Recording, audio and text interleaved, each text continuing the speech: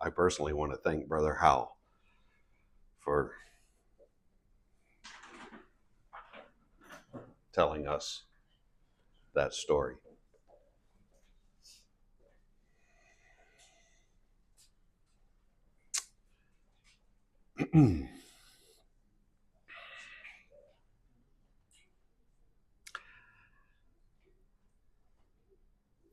Artemis 2. This is NASA's most recent space launch. You guys may have watched the coverage on this a couple of months ago. By all standards, it was a very successful launch, and the mission accomplished everything that NASA sought out to do. And these are the 4 astronauts that manned Artemis 2. The individual standing and in the center is named Victor Glover. Victor Glover, what's special about him to you?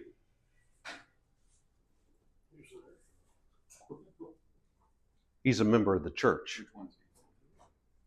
Standing in the center. He's a member of the church. He attends a congregation in Texas.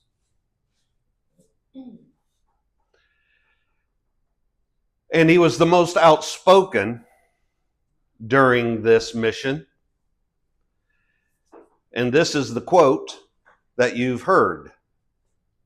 We need Jesus. We need Jesus on earth. Doesn't matter physically where you are. We need Jesus when we are orbiting the moon. We need Jesus.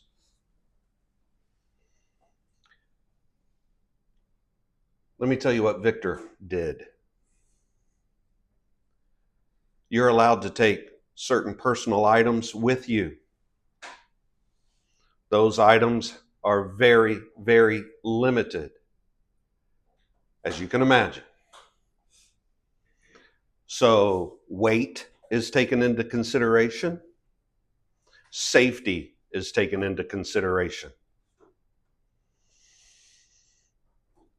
Victor Glover took a communion cup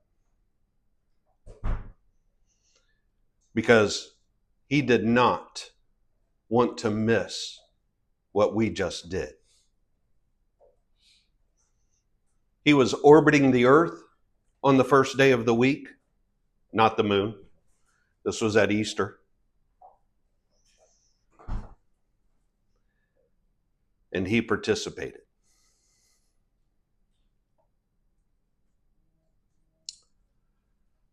Some amazing images they were able to capture. When you are at the moon, orbiting, the Earth takes on aspects of the moon itself. This is a crescent. This is a crescent reflection of the Earth that they were able to see. I've never seen anything but a sunset. This is an Earth set. The captain got this photo, the Earth setting behind the moon.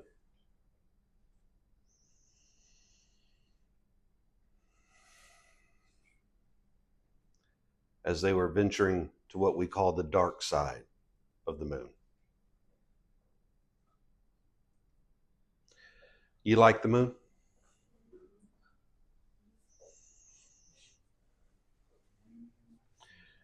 Do you have a favorite phase? Who said full? It's really not full. True. True. Even if you're on the dark side, it's only half, isn't it? If I were to hand you pen and paper and say, draw me the moon, you would probably, though, go with the crescent, wouldn't you? Because the crescent moon tells you immediately what you're looking at. It's rare that you draw the full moon, but the moon is beautiful. The moon is romantic. It stirs within us. I was talking to Earl Thursday. Let me tell you something interesting about Earl. A lot of us in this room have fished, but I dare say that the overwhelming majority of us have fished recreationally. What do I mean by that? You didn't have to do it to survive. You did it because it was fun. Now, you may have shared with your friends and family part of your catch. Jamie just did that with the Nickich boys, didn't he? What'd you give them? Snook? Oh, snook, yeah. Snook. I've never had snook. But Dooley was thrilled. Listen, Earl has fished to feed his family. They didn't have any other way to eat. That's a whole different level of stress. You may have stressed because you're in a tournament and you're going to hope that what you catch is bigger than the guy in the next boat over, but that's not feeding your family. So I asked Earl, what's your favorite phase of the moon? And he said, I've always had the best luck fishing when the moon is full. Therefore, the full moon is my favorite. Who created the moon? Who created the moon? God. God created the moon, and why? Because he wanted us to have a way of telling the signs, the seasons, time.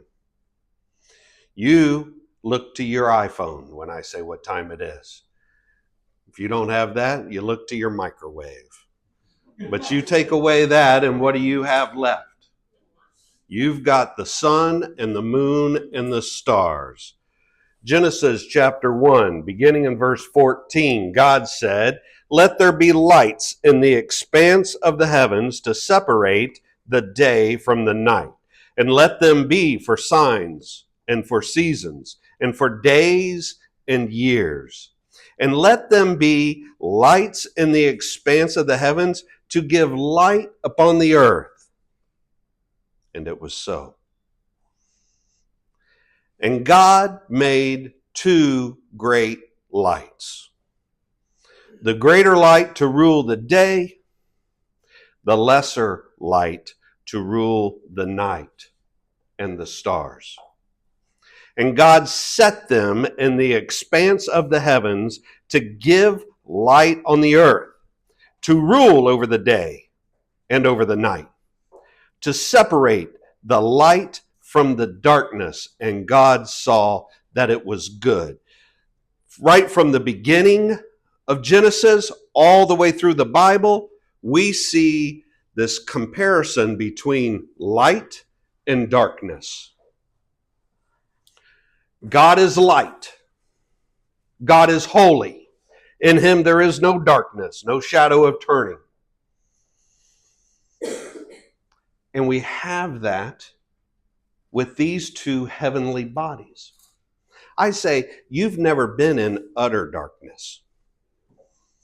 That's what hell is. Hell is described as utter darkness. You've maybe been in a cave where they've shut all the lights off, and it's very disorienting. But utter darkness,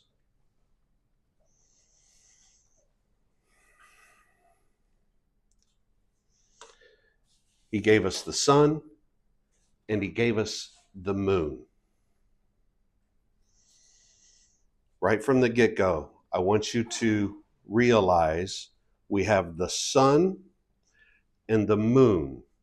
We also, in the Bible, have two great prophets, two individuals who have done more than anyone else to bring us to God. We have Jesus and we have Moses. Those are the two great prophets. We have the sun, we have the moon. We have Jesus and we have Moses.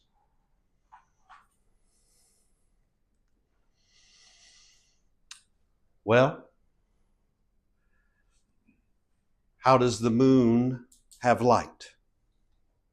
God gave it to him. God gave the light reflecting off the moon. Now, watch. What does Moses do? Does Moses radiate light? Or does Moses reflect? Watch. It's a bright sun.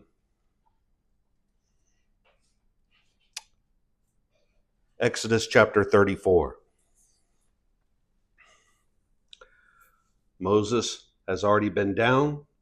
He busted the first two tablets out of anger. He dealt with the rebellion, and he's back to the top of Mount Sinai. And he's in the presence of God. Exodus 34, beginning in verse 29. When Moses came down from Mount Sinai with the two tablets of the testimony in his hand, as he came down from the mountain, Moses did not know that the skin of his face shone. Why?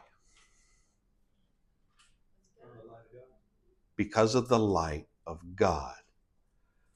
Because he had been talking with God. God's holiness radiates light. Moses can't even see the face of God, but Moses is in the presence of God.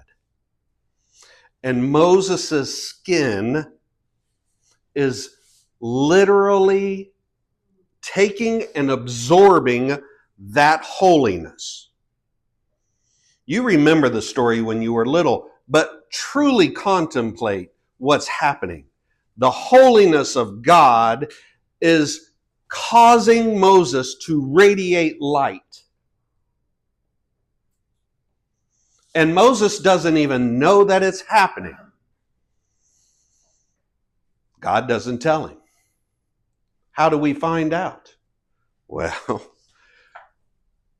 Aaron and all the people of Israel, when they saw Moses, and behold, the skin of his face shone, they were afraid to come near him. Why do you think? Well, the first time he came down the mountain, there was judgment, wasn't there? He was angry. 3,000 people died. Now he's been in the presence of God for so long, and he has absorbed the holiness of God. When he comes down, they're terrified because of his face glowing so brightly. But Moses called out to them, and Aaron and all the leaders of the congregation returned to him. What does that mean? They ran from him. They were scared and they ran. Moses says, whoa, what's going on? Come back. Well, your face is glowing. The congregation returned to him, and Moses talked with them. Afterward, all the people of Israel came near, and he commanded them all that the Lord has spoken with him on Mount Sinai. He's teaching them about God. He's teaching them about the essence of God, literally and physically. And then he's giving them the law of God. And when Moses had finished speaking with them, he put a veil over his face.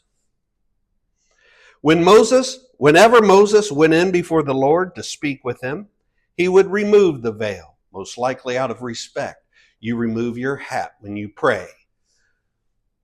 He would remove the veil. He did not want anything between him and the Father. He removed the veil when he was in God's presence until he came out.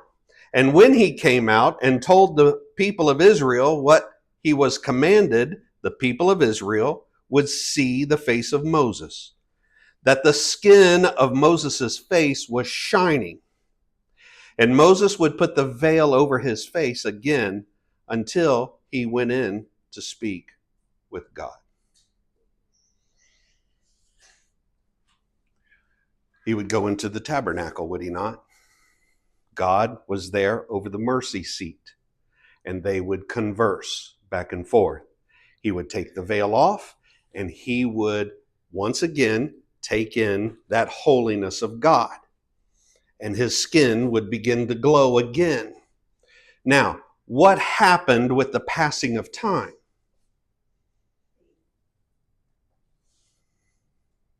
One of my other people, what would happen after time had gone by?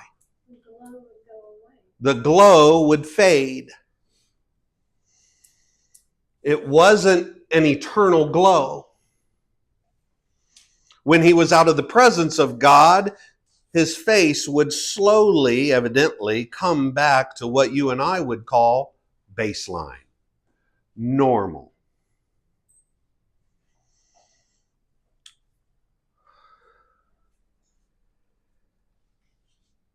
Paul talks about this.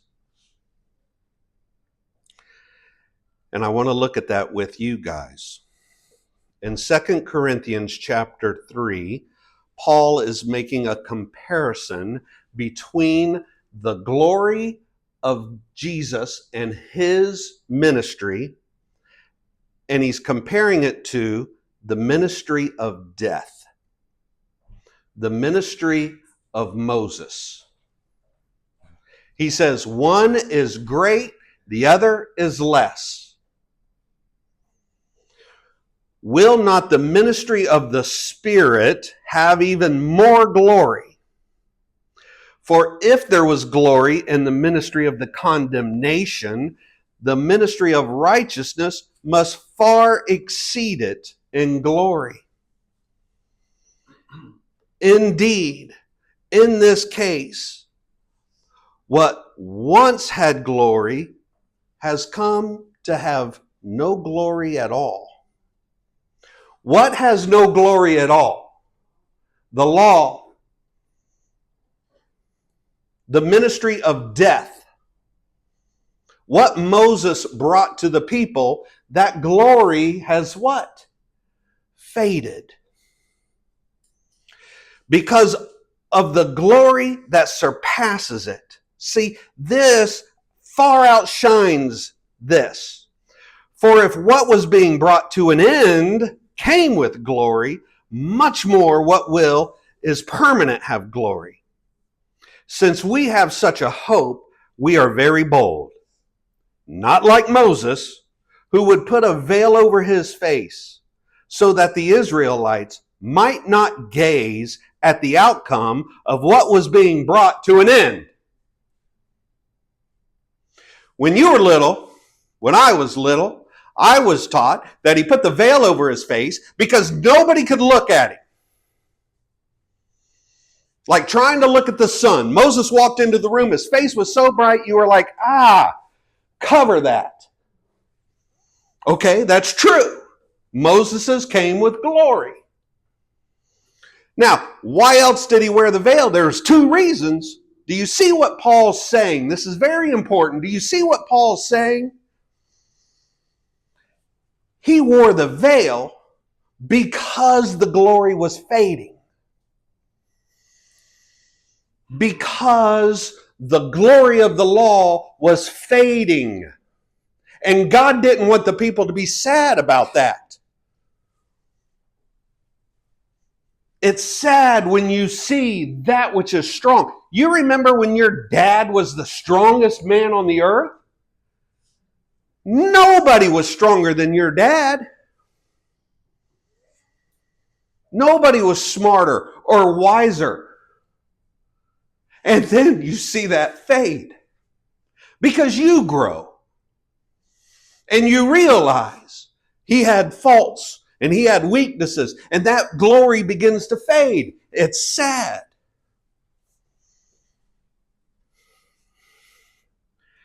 Now, what did the Jews have? They had a choice.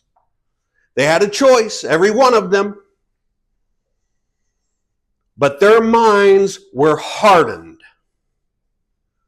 Why would you not turn to the sun? Why do you continue to hold to the moon? But their minds were hardened. For to this day, when they read the Old Covenant, the same veil remains unlifted. You see, they still have a veiled face. Because only through Christ is it taken away. Yes, to this day, whenever Moses is read, a veil lies over their hearts. But when one turns to the Lord, the veil is removed. Now the Lord is a spirit. And where the Spirit of the Lord is, there's freedom. Hey, what did the law bring? The law brought sin. The law brought death.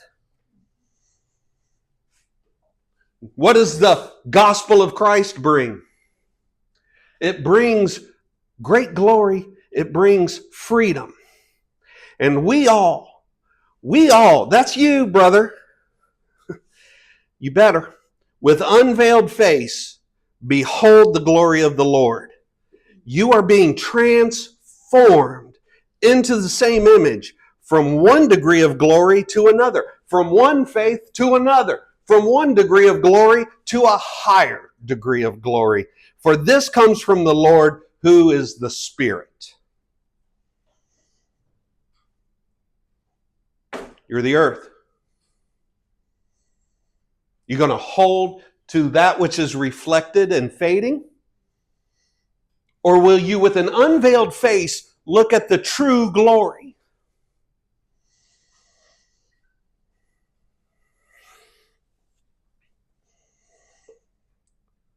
Matthew chapter 17. After 6 days, Jesus took with him Peter and James and John his brother, and led them up a high mountain by themselves. And he was transfigured. He was transfigured before them, and his face shone like the sun.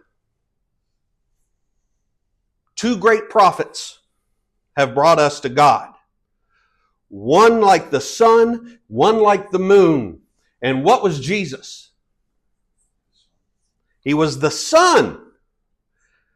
And his clothes became white as light. And behold, there appeared to them Moses and Elijah talking with him. And Peter said to Jesus, Lord, it is good that we are here. If you wish, I will make 3 tabernacles here, one for you, one for Moses, one for Elijah. Let's worship the sun, the moon, and the stars. While he was still speaking, behold, a bright cloud. A bright cloud, the holiness of God, overshadowed them. And a voice, whose voice?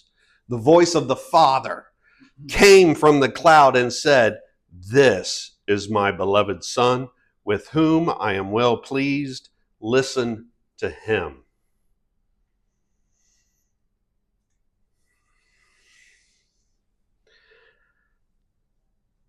We needed both. The earth needed both. I'll tell you now, life can't exist, as far as we know, without the moon. Realize that? We needed Moses. He was a tutor that brought us to, was he not? You don't have Matthew, Mark, Luke, and John without Genesis, Exodus, and Leviticus. You don't. When they reasoned in the synagogues, what did they use? The scriptures. They used what Moses gave them.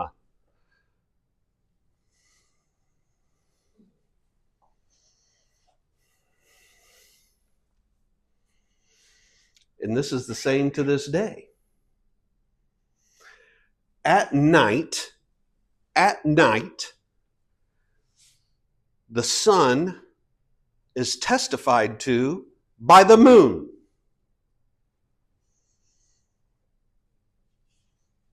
The moon assures you that the sun is still in existence. But there's a huge difference. The moon reflects. The sun radiates. Moses reflects. The sun radiates. Does that matter to you? What does Jesus say? Sermon on the Mount, chapter 5, verse 16. In the same way, let your light shine before others. You mustered that up yourself? Is that your I'm a child of God light? You just worked it through all that sin of you, and now, no. That light comes from Jesus. Let your light shine before others so that they may see your good works and give glory to your Father who is in heaven. Every one of us has a light.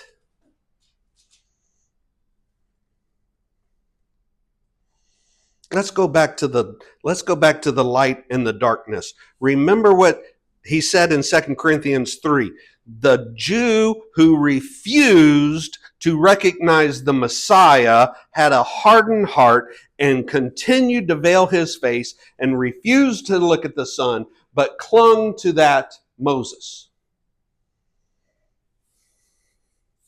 Ephesians chapter 4, Paul says, now this I say and testify in the Lord, that you must no longer walk as the Gentiles do. That's what you are, and that's what you were, and that's how you walked. Now, how was that? In the futility of their minds, they are darkened in their understanding, alienated from the life of God because of the ignorance that is in them, due to the hardness of the heart. The Gentile can have a hard heart, just like the Jew. The Gentile walked in darkness. Chapter 5. For at one time, not only did you walk in darkness, you were darkness. For at one time, you were darkness, but now you are light in the Lord. Walk as children of light, for the fruit of light is found in all that is good and right and true. Try to discern what is pleasing to the Lord. I talked earlier about what would be pleasing to God as we came into worship. Are you trying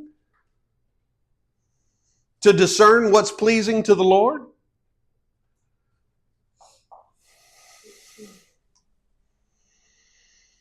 Take no part in the unfruitful works of darkness, but instead expose them. It is shameful even to speak of the things that they do in secret. But when anything is exposed by the light, it becomes visible. For anything that becomes visible is light. Therefore it says, awake, O sleeper, and arise from the dead, and Christ will shine on you.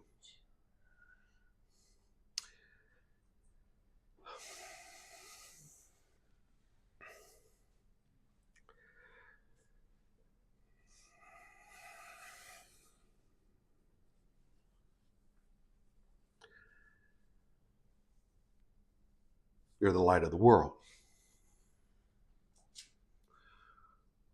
A city set on the hill cannot be hidden. Nor does one light a candle and put it under, but it is set on the candlestick so that it illuminates the whole house. When people see you, what do they see? Anger, bitterness, darkness. When the people who know you look at you, what do they see?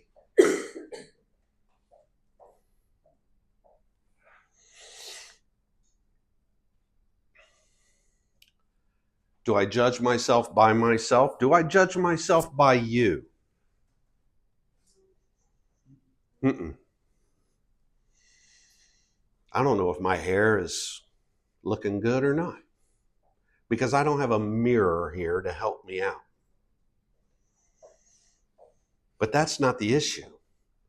I don't need to reflect my own visage.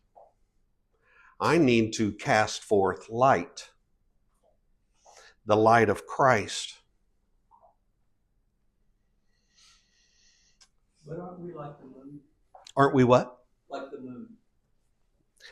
I'm not. We're reflecting Jesus, who wants the light. I'm trying to be transformed into Jesus. I am to be transformed into that, so that the light of Jesus emanates from us. So it's not just what I reflect, it's what I am growing into. Oh, okay. I thought you wanted to. Piece of hair in my face. Oh, I thought you were waving me down. Is there any other comments?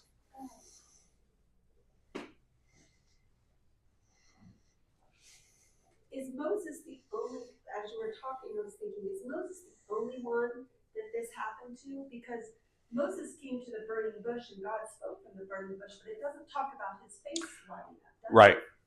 This seems to be when he dwelled Right. in the presence. It makes me think of heaven too, and the loved ones that have gone there, Mhm. and what they see and what they are emanating. Because we know that there's no night there. How could there be night there? You're exactly right. And I don't want to take away from the stars here. We have the moon and we have the stars. We have Moses. We have all the other prophets also. And those don't disappear in the daytime. The moon and the stars are still present. Why can't you see them? Because the sun is so bright that they are hidden from your vision. My point, don't miss my point. What you have is so glorious that for anybody to go, I want that, I want to go back to that, is what? It's a dog returning to its vomit, is what it is. That is done. It is fulfilled. What you have is so glorious. And it can't save you. It It can't save you. The old law can't save you. right. It can't get rid of your sin. Yes, ma'am. Talking about Jenny saying, are we reflecting? I mean, I see where his point of I do. Jesus, I do. but Right. like, he does say when we take on the forgiveness and salvation and baptism, he gives us his spirit. Yes. And I have that conversation with Will all the time. I'm like, God says you have his spirit. We don't want to diminish that. Right. And it's unusual. I did you catch what he said earlier? Because he usually says the fruits of the Spirit. And today, what did he say? The fruits of the light. And that God is Spirit. Yeah. So if he gave us it and we're not reflecting it, we have it. Is my point. Yeah. At that point, We have it. And we need to live it and we need to let it show. Matthew said you're the light of the world, not the reflection of me. Yeah. Here's another thing. When people say, you're a great guy, what do you say? Gee, you're doing so much good. What do you say? You tell them it's because of God. Please don't hide that under a bush and take that like you're really something. Why are you so helpful? Well, I'm just a great guy. That's how I was raised.